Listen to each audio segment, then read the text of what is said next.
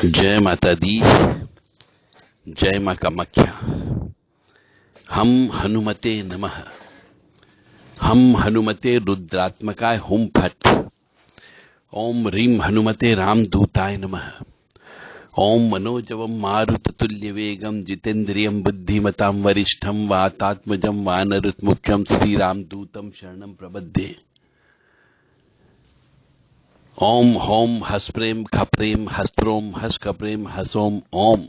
ओम नमो हरि मरकट मरकटाय। ओम नमो आवेशाय आवेशाय।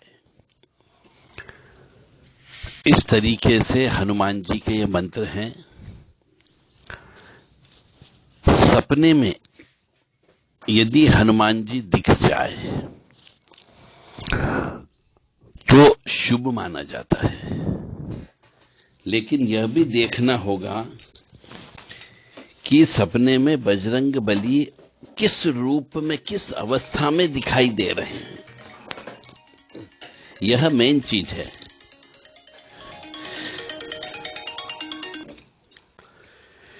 तो हनुमान जी आपको किस अवस्था में, किस रूप में दिखाई देते हैं, यह इंपॉर्टेंट है, क्योंकि हर सपने के अलग अलग अर्थ होते हैं। आम तौर पर हनुमान जी को सपने में देखने का अर्थ है कि उनकी कृपा आप पर बरस रही है और वे कुछ संकेत देना चाहते हैं। सपने में हनुमान जी को देखना, तो सपने में हनुमान जी का सामान्य रूप देखने का अर्थ है कि आप पर उनकी कृपा प्रारंभ हो गई है। यदि सपने में आप हनुमान जी के मंदिर देखते हैं या सपने में हनुमान जी की मूर्ति दिखाई दे, तो समझ जाए कि हनुमान जी की कृपा आपके ऊपर प्रारंभ हो चुकी है और जल्दी ही आपको बड़ी सफलता मिलने वाली है। और यदि कोई कानूनी लफड़ा चल रहा है, कोर्ट कचहरी, तो उसमें भी आपको विजय मिलने वाली है। यह इसका संकेत होता है। यह आपके सौभाग्य का सूचक होता है कि हनुमान जी के दर्शन हुए, चाहे मंदिर के रूप में हो या मूर्ति के रूप में हो या साक्षात दिखे। हनुमान जी का बाल रूप, जिसको बालाजी कहा जाता है, यदि आपको उनका बाल रूप दिखाई दे तो इसका अर्थ यह है कि आप जिस क्षेत्र में काम कर रहे हैं उसमें आपको और ज्यादा काम करने की आवश्यकता है। यानी कि आपको कोई बड़ी जिम्मेदारी आपको मिलने वाली है ईश्वर की तरफ से, जिसमें आपको सफलता प्राप्त होगी। यदि सपने में आपको बंदर दिखे और तो समझ जाइए कि हनुमान जी की कृपा आप पर आ रही है। यदि सपने में हनुमान जी गुस्से में दिखे, रौद्र रूप दिखाई दे, तो कहीं न कहीं आपसे गलती हो गई है, इसका अर्थ यह होता है। तो आपको जितनी जल्दी हो सके हनुमान जी से बारंबार क्षमा मांगते हुए उनकी पूजन अर्चन करना चाहिए या फिर सुंदरकांड का पाठ करना प्रारंभ कर देना चाहिए। सपने में यदि पंचमुखी हनुमान जी दिखाई देते हैं तो इसका अर्थ है कि आपकी सभी मनोकामनाएं पूर्ण होने वाली है, आपके शत्रु का सर्वनाश होने वाला है।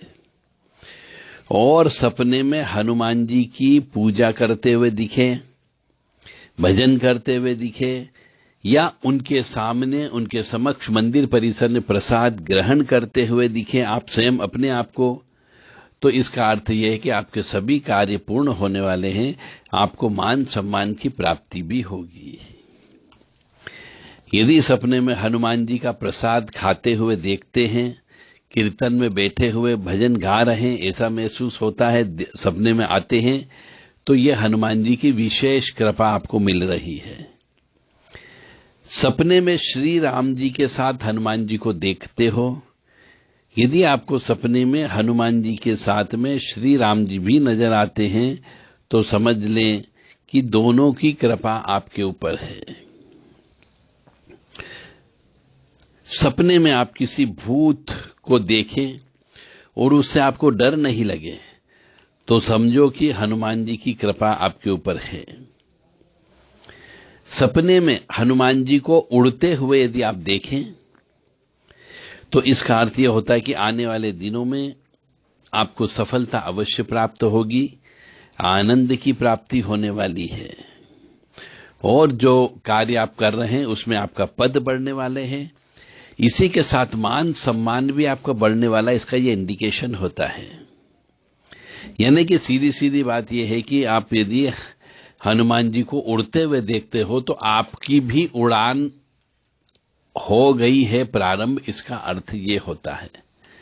चाहे व्यवसाय करते हो, चाहे सर्विस करते हो, चाहे साधना करते हो, हर एक में सफलता मिलने की संभावना है। यदि सपने में हनुमान जी को चोला चढ़ाते हुए दिखें तो इसका मतलब यह है कि आपकी तरक्की होने वाली है, इसलिए चोला चढ़ाते रहना चाहिए। यदि कोई मनुष्य ऊंचाइयों तक पहुंचना चाहता है अपने कार्य क्षेत्र में तो उसे हनुमान जी की सेवा करते रहना चाहिए। और सपने में हनुमान जी से बात कर रहे हो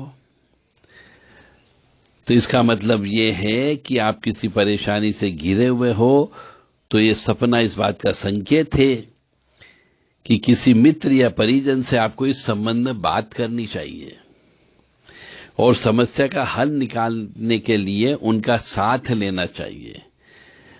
आपकी दुविधा जो है वह दूर हो जाएगी। और यदि सपने में आप हनुमान जी का नाम लेते हुए उठते हो तो इसका अर्थ ये कि आपको कोई मदद मिलने वाली है और जल्दी ही हनुमान जी की कृपा भी मिलने वाली है।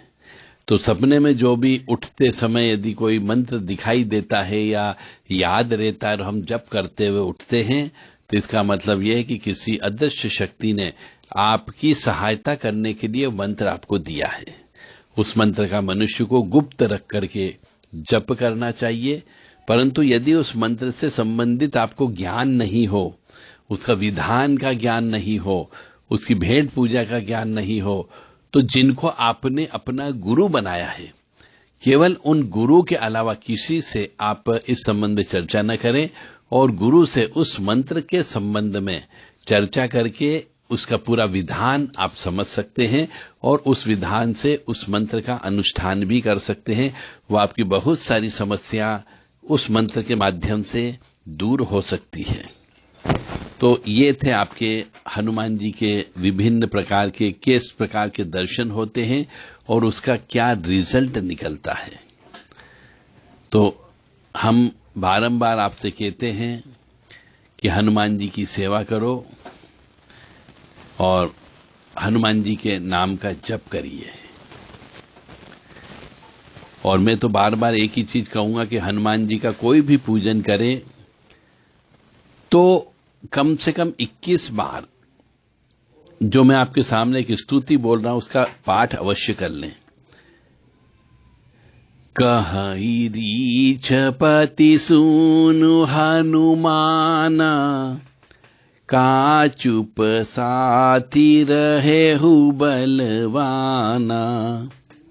पवन तनय बल पवन समाना, बुद्धि विवेक विज्ञान निधान। कवन सो काज कठिन जग माही, जो नहीं होय तात तुम पाही। तो ये जो 6 लाइनें हैं, ये 6 लाइन पहले हनुमान जी की उपासना करें, पाठ करें, हवन करें, यज्ञ करें, अनुष्ठान करें, पूजा करें, तो ये 21 बार अवश्य बोल लेना चाहिए, जिससे उस कार्य को संपन्न होने, पूर्ण होने से कोई नहीं रोक सकता। मतलब इसमें रीछपति जो है वो हनुमान जी को सुनाते हैं, कहते हैं कि सुन हनुमाना, कहि रीछपति सुनु हनुमाना। हनुमान जी को सुनाते हुए रीछपति कहते हैं, का चुप साथी रहेहु बलवाना। क्यों चुप बैठे हुए हो? पवन तनय बल पवन समाना, बुद्धि विवेक विज्ञान निधाना। मतलब ये सब बातें जो है वो बताते हैं हनुमान जी को कि ऐसा कौन सा काम इस जग में कठिन नहीं है जो तुम नहीं कर सकते, हम हर काम कर सकते हो, ऐसा उनको याद दिलाना पड़ता है। तो ये जो लाइन है, इससे हनुमान जी को काम का याद दिलाना पड़ता है, क्योंकि उनको एक इस प्रकार का एक ऋषि मुनि का श्राप लगा हुआ है कि उन्हें जो भी काम कराना हो पहले उसकी याद दिलाना पड़ती है कि हनुमान जी तुम सब काम कर सकते हो, आप में भयंकर बल है, बुद्धि है, विवेक है, विज्ञान है और हर चीज का सॉल्यूशन आपके पास में है। तो ऐसा कोई काम कठिन नहीं इस जग में जो आप नहीं कर सकते हो, ऐसा उनको बोलना पड़ता है। तो कम से कम ये 21 बार आपको बोलें, तब उसके बाद कोई भी हनुमान जी का काम प्रारंभ करें तो निश्चित तौर से आपके काम अवश्य सफल होंगे। तो जो भी हनुमान जी की साधना करते हैं, जो हनुमान जी से प्रेम करते हैं, जो हनुमान जी को चोला चढ़ाते हैं, उनको ये 6 लाइनें अवश्य कंठस्थ कर लेना चाहिए कि यदि किसी की रिक्वेस्ट भी लगाना हो हनुमान जी के सामने तो ये 6 लाइन बोलने के बाद ही प्रार्थना करना चाहिए। यदि किसी व्यक्ति को ये 6 लाइन चाहिए तो हमसे संपर्क कर सकते हैं व्हाट्सएप के माध्यम से। देवराधा ट्रस्ट सत्यवाणी चैनल से आपको ये प्रदान की जा सकती है निःशुल्क। 9893128047 और 7649862712 पर ये संदेश देकर के ये लाइनें प्राप्त कर सकते हैं। कहि रीछपति सुनु हनुमाना, का चुप साधि रहेहु बलवाना। पवन तनय बल पवन समाना, बुद्धि विवेक विज्ञान निधाना। कवन सो काज कठिन जग माही, जो नहीं होय तात तुम पाही। तो इस प्रकार से हनुमान जी के सामने बारंबार इन लाइनों को रिपीट करें, 21 बार कम से कम बोलें और फिर हनुमान जी की सेवा करें। निश्चित तौर से हनुमान जी आपका कार्य संपन्न अवश्य करेंगे। जय माता दी, जय मां कामाख्या, जय सिया राम, जय हनुमान।